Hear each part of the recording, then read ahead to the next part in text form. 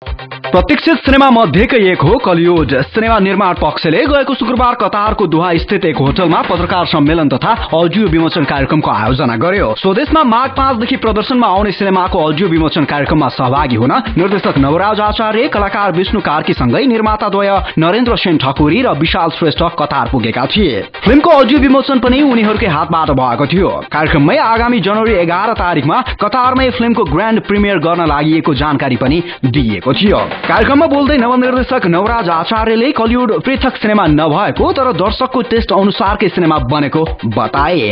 नितान्त चाहिँ कतिको क्रिएटिभ छ, कतिको के छ भन्ने कुरा अब हेर्नुहोस्, तपाईको घरमा पनि खाना पाक्छ। अब तपाईको घरमा तपाईले के अरे खाना पकाउनु भयो भन्दा मैले मेरो घरमा चाहिँ खाना नपकाउने भन्ने कुरा आउँदैन। त्यही खाना हो तर टेस्ट त फरक हुन्छ नि तपाईको घरको र मेरो घरको। सिमिलरली यो फिल्म इन्डियन सिनेमा छ, हलिउड सिनेमा छ र नेपाली सिनेमा छ, फरक छ, टेस्ट नेपाली छ।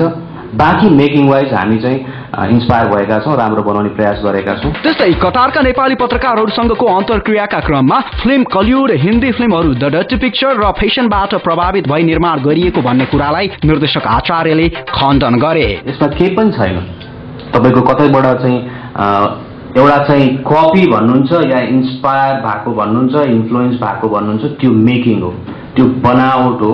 कसरी राम्रो बनाउने भन्ने मेकिङलाई डेफिनेटली मैले कपी गरे हो, copy in the sense inspire भएको। तर सब्जेक्ट वाइज या अरू अन्य कारणले कतैबाट पनि केही कपी भएको छैन। यो आफैमा चाहिँ आफै भित्र मैले यतिसम्म गरेँ कि त्यो बिचमा फिल्म बनाउँदा मैले हिन्दी सिनेमासम्म पनि हेरिनँ, किन भन्दाखेरि कतैबाट त्यो हाबी हुन्छ क्या। तपाईले धेरै त्यो 10वटा फिल्म हेर्नु भए पनि 10तिरबाट त्यो कहीँ न कहीँ क्रिएटिभ सोचे जस्तो लाग्छ तर कहीँ फिल्मसँग मिलिरहेको हुन्छ।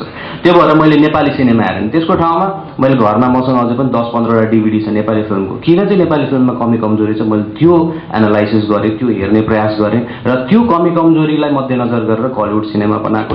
कार्यक्रमको अर्को चरणमा फिल्मको प्रोमो तथा गीतहरू पनि देखाइएको थियो। कलिउडमा जम्मा 3 गीतहरू समावेश छन्। फिल्मका गीतहरूमा प्रदीप बास्तोलाको शब्द तथा संगीत रहेको छ। फिल्ममा आर्यन सिग्देल, प्रियंका कार्की, पायल थापा, विष्णु कार्की आदिको मुख्य भूमिका रहेको छ।